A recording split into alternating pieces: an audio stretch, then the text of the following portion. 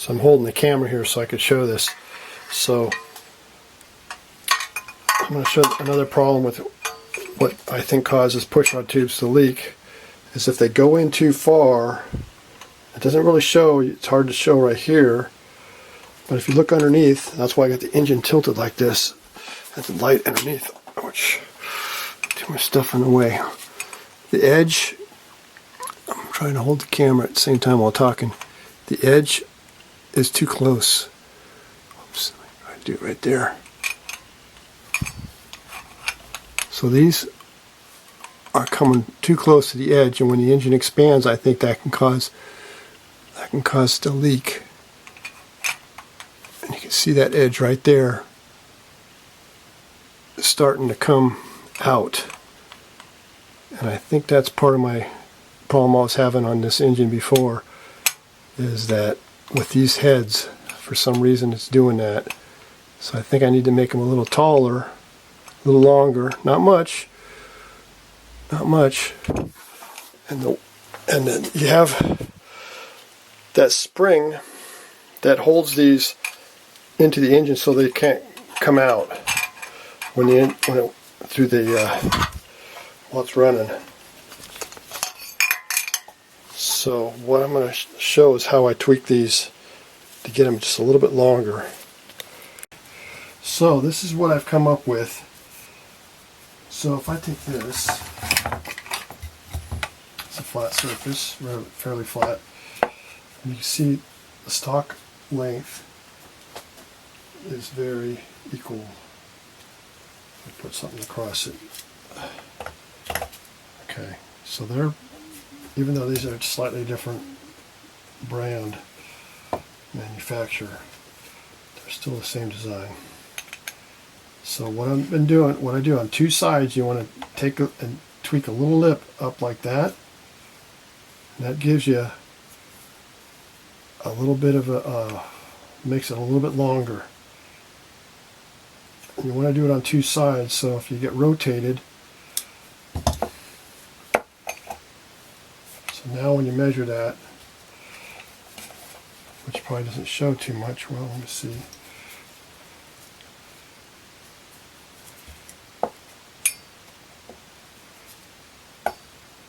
It's going to be a little bit longer. And so when I put this in, I'm trying to see if I did a good job on that other pinch.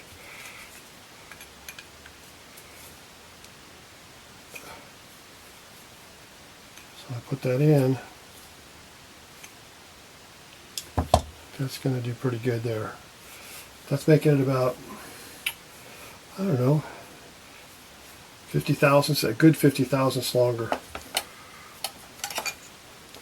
Okay, so now I'm back at the engine here, and you can see I have those edges pinched out like that on two sides. And you want two sides because if you get over here,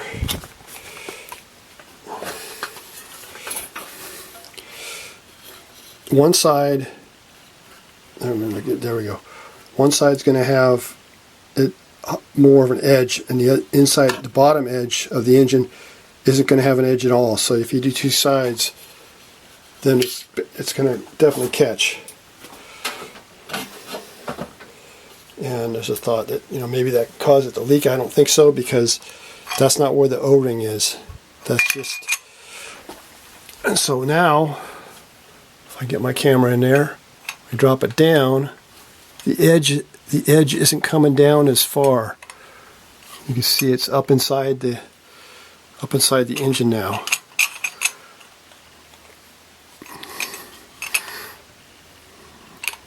And so that is definitely going to help keep it from leaking, because now when the engine expands, it's going to have a little more room for that seal in there. You don't want it to come down past that, and then it's obviously going to leak. And so I'll check this seal down here for tightness when it goes in there. and also this one here. And obviously, if you put too much the Teflon tape on there, it's going to get move the camera back. Going to get too hard to put in to install. But I'm doing this dry. When you get the oil on there, it makes it a lot. They slide in there a lot easier. All right, so it's the same deal with the inner O-ring seals that go against the engine block. And so this one's been, I got those crimps on there, but the sealing surface is on the inner edge and the outer edge, not these lips that are out here. They're basically a retainer for the O-ring. They're not really the sealing surface, so I don't think that's going to cause a leak, having that tweak like that, and it gets the length longer. Now I do think that there might be somebody out there that has a spacer that can go in here, like a washer. I don't know where those are, but this works for me, and it might work for other people that have just a slight amount of adjustment they need. And you can see, if I could hold that up there, it gives it, it's very subtle, but it's enough to make a difference. This one worked a little better than the other one, but it's really hard to measure. Let me see if I can measure that. So on that one there,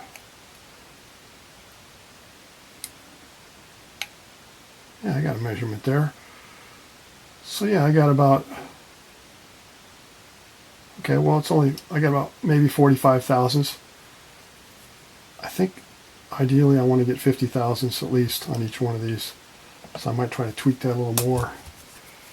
But I don't know if I can get much more out of it. And also, the same deal. You can put the Teflon tape around there. If these don't fit tight, you put it in the engine block. And you feel if it just goes in there real loose, not fitting very good, then you can put the Teflon tape in there.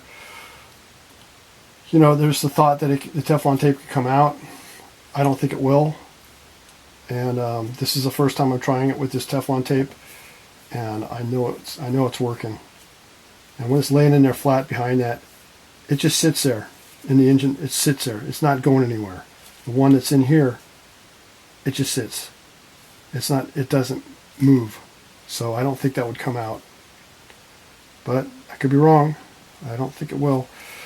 I think I tried playing around with the Teflon tape, but I wasn't using this kind. I was using the white Teflon tape, and it's much thinner and impossible to work with.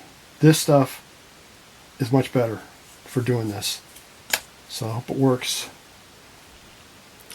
So here I am back at the engine again, and I got that on there with the seal in there. And just looking at it real carefully. So this is the same spot where I was doing it. So this one, again, I'm not oiling these right now because I don't want to make a mess out of everything. This one feels pretty good. And I don't think I was having a problem with them leaking at the engine block. I was just having a problem with leaking at the heads. And so now you can see, if I get this over here, you can see how they sit in there, and you got the sealing surface right there on that edge, and that looks good. That looks pretty good there. I'm kind of holding the camera while I'm doing this, so I'm not really seeing how that is. But that looks pretty good in there. I don't have the seal on that one right now. See that edge? If that edge isn't lined up properly, now that's pretty good. That's back in there, recessed in there a little bit. And you can see it over there. So I think these won't leak. I'm going to try to show this. If that shows up on the camera there. I hope that shows up very good. To show the difference on the end. see I have those little lips. I'm trying to look at the camera and hold it at the same time. So it's not the prettiest thing, but I did check with the caliper to see if I damaged the inner diameter there, and I didn't. So that should seal just fine. That's going to hold it out. I'm getting about approximately 40 thousandths, maybe 50 if I do it better. 50 is better compared to the stock one, right? But I looked at the surface. I measured that to see if I was damaging the diameter, the sealing surface where that O-ring goes, and I don't see any problem with that. So that's how I'm going to do all these to get them just a little bit longer. So I have barrel shims. I have 20,000 barrel shims. I have 20,000 barrel shims that make my cylinders a little bit longer. So, and I was having a problem before, so this should fix the problem. So that could help others if you're having the same problem. Just a little bit of oil. Get the oil to come out. Oh, just a little bit, not a lot. Okay, a lot of oil.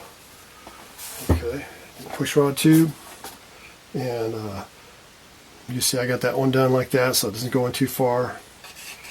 And so when you put these in, now it's going to be real tight, and it probably won't go in easy. All right. So if it doesn't go in easy, let's see if it does. What you can do, I think this one went in just fine, but you could take a screwdriver and you could just kind of push that seal down in there on the top. It's the top that goes in last. And you want to make sure there's no sharp edge on these. If there are, you can take a little emery cloth and clean up that edge, make sure there's all the things in there. But this one looked like it's going in fine.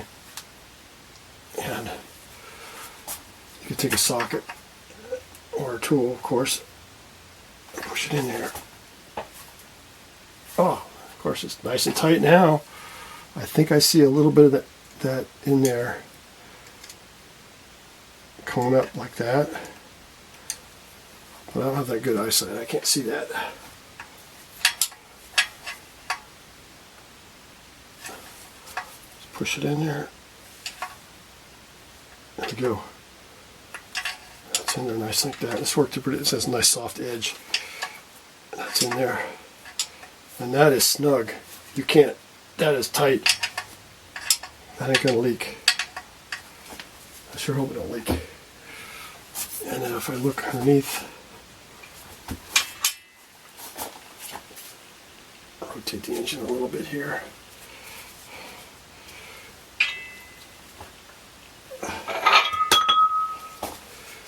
Try to look at the camera here and see it's in there. It's not all the way to the edge, and it's also nicely placed on the inside here too, and that is perfect. And that went all the way in. Positive that's all the way in. Yeah. And that is not going to leak. Success. Okay. Still rolling.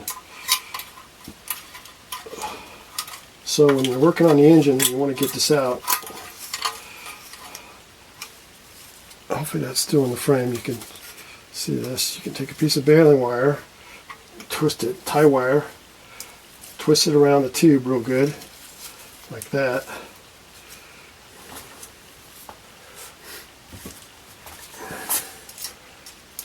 Okay. And if you're working on it, you can even, with like a block, go like this. You can pry on it, okay? Gently pry on it, and pull the tube back out, okay? And after you get it loose, you just take that baling wire back off.